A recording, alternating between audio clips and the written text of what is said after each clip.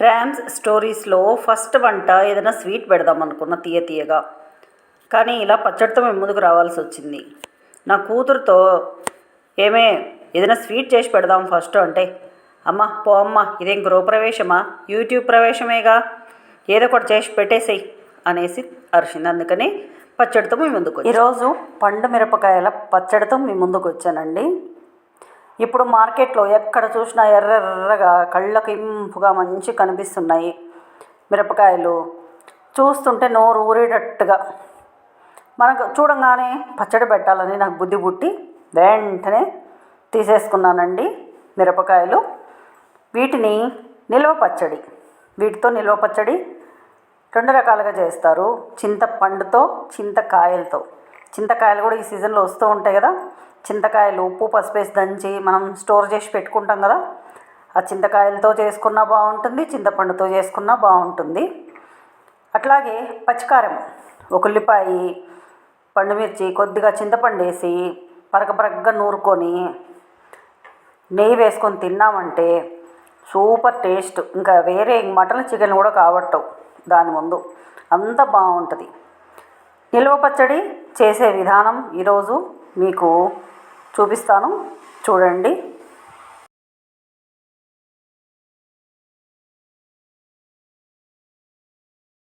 పండు మిరపకాయలతో నిల్వ పచ్చడి అంటే పండు మిరపకాయల తొక్కు.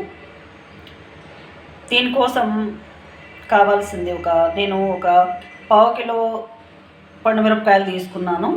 దాంట్లోకి చింతపండు ఒక 100 గ్రాములు, మేము అంత పుల్లగా తినము అనుకున్న వాళ్ళు ఒక 50 గ్రాములు చూసుకొని వేసుకోవచ్చు. అంటే మనం తినే పులుపుని బట్టి కొంచెం తగ్గినా పర్లేదు, మరీ చాలా పుల్లగా ఉన్నా కూడా తినలేం కాబట్టి చూసుకొని వేసుకోవాలి. అలాగే జీలకర్ర, మెంతి లైట్గా వేయించినవి పొడి, కొద్దిగా కల్లుప్పు, పసుపు, తెల్లవాయలు ఒలిచి పెట్టుకున్నాను. అలాగే నూనె బాగా వేడి చేసి పెట్టుకున్నాను పచ్చళ్ళు కలుపుకోవడానికి. ఇది పల్లి ఆయిలే, సన్ఫ్లవర్ అవి కాదు, పల్లి ఆయిలే వేస్తాను నేను. ఇప్పుడు వీటన్నిటిని కలిపి పండుమిర్చి, చింతపండు, ఈ ఉప్పు, పసుపు, తెల్లవాయి, జీలకర్ర, మెంతి పొడి వీటన్నిటిని కలిపి రోట్లో వేసుకొని దంచుకుంటే చాలా టేస్ట్. మనకు రోల్ అవైలబుల్ లేనప్పుడు గ్రైండర్లో అయినా వేసుకోవచ్చు. అది కాదు అంటే ఇంకా తప్పదు కదా, మిక్సీలోనే వేసుకొని పట్టుకోవాలి. ఈ చింతపండు వచ్చేసి నేను కొద్దిగా వేడి నీళ్ళల్లో, అంటే బాగా మసిలే నీళ్ళల్లో వేసి నానబెట్టుకున్నాను. మళ్ళీ చాలా నీళ్ళు పోయొద్దు, అవి పీల్చుకునేవి. చూడండి, బాగా పీల్చేసుకొని వాటర్ అంతా మెత్తబడింది, నీళ్ళు అనేవి లేవు దాంట్లో. ఇప్పుడు ఈ రెండింటిని ఫస్ట్ మిక్సీలో వేసి పడతాను.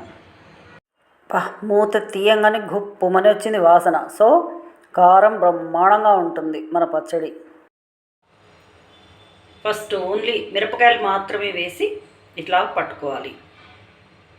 తర్వాత ఇందులో మిగతా ఇంగ్రీడియంట్స్ అన్నీ వేసుకోవాలి. ఇలా అన్నీ వేసి మెత్తగా పట్టుకోవాలి. చాలామంది పరగపరగ్గా పట్టుకుంటారు, అట్లా పట్టుకోవడం చాలామందికి ఇష్టం ఉంటుంది. నాకైతే ఇష్టం ఉండదు. ఈ పచ్చికారము, టమాటా చట్నీ ఇట్లాంటి రోజువారీవి పరగపరగ బాగుంటాయి, కానీ ఇవి స్టోర్ చేసుకునేవి మనం, అవి నాకు మెత్తగా ఉంటేనే ఇష్టం. ఎందుకంటే ఇవి విత్తనాలు, గింజలు కనిపిస్తూ ఉంటాయి, తోళ్ళు కనిపిస్తూ ఉంటవి, అవి నాలుగు కంటుకుంటూ ఉంటవి. అందులో మా పిల్లలతో మరీ గొడవ, పేస్ట్ లాగా అయిపోవాలి. నేను మరీ అంత పేస్ట్ లాగా అయితే చేయను, కానీ కొంచెం బెటర్గానే చేస్తాను. తర్వాత ఇందులో దీన్ని నూనెలో కలుపుకుంటే మన పచ్చడి రెడీ. పట్టుకున్న పచ్చడి అంతా ఒక గిన్నెలోకి తీసేసి ఇంకా పోపు గింజలు రెడీ చేసుకున్నాం. ఆవాలు, జీలకర్ర, శనగబ్యాళ్ళు, మినప్పప్పు, కరివేపాకు, ఒక 4-5 ఎండుమిర్చి, ఒక పాయి తెల్లవాయలు కూడా నేను రెడీ చేస్తాను.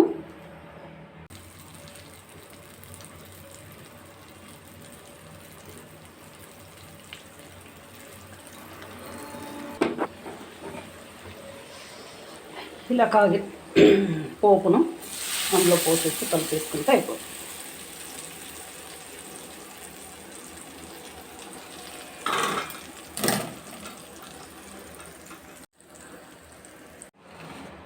ఇలా కొంతమంది వేడి వేడి నూనెలోనే వేడి నూనెలో ఈ తొక్కంతా వేసి కొద్దిసేపు అట్లాగే స్టవ్ మీద పెట్టేసి ఉడకనిస్తారు. అప్పుడు ఆ మిర్చి టేస్ట్ పోతుంది, మారిపోతుంది.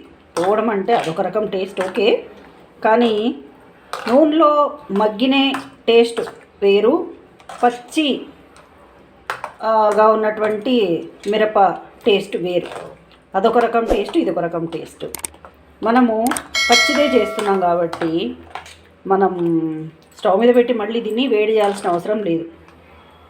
నేను నూనె కూడా అందుకే కొద్దిగానే పోపుకు సపరేట్గా తీసి వేడిగా ఆ నూనె మాత్రమే పోసాను. మిగతాదంతా చల్లటి నూనె పోసాను.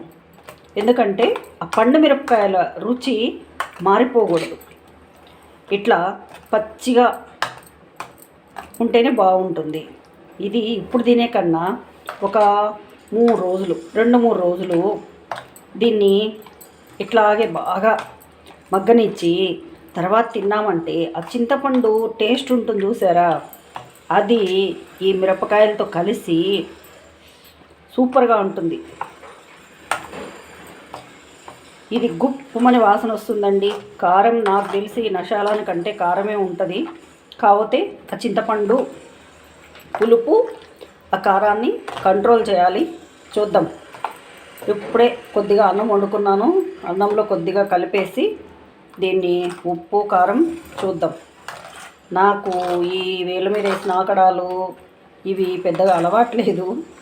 అన్నంలో తింటేనే చూడగలను, లేదా మా పిల్లలకు చూపిస్తాను నేను ఎక్కువగా.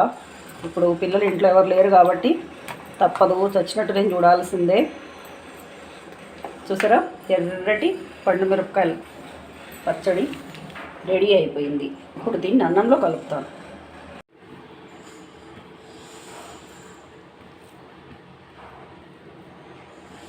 ఇదిగోండి ఫస్ట్ ముద్ద మీకోసం.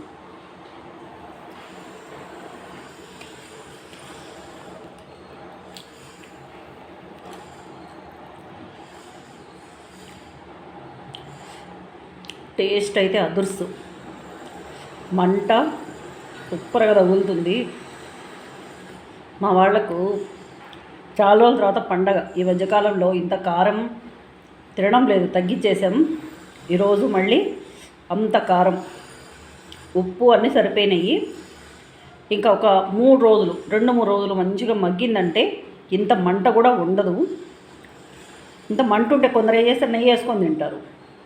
నెయ్యి వేస్తే చప్పగా అయిపోద్ది, కారం తిన్నట్టు ఉండదు. మనం కారం చేసుకునేదే కారంగా తినడానికి కదా. సో నాకైతే సూపర్గా నచ్చింది. మీరు కూడా ట్రై చేయండి. ఇది మా పద్ధతి ఇది, ఈ పచ్చడి చేసే పద్ధతి. ఇంకా చాలా రకాలు, చాలా విధానాలు ఉండొచ్చు, అందులో ఇదొక రకం.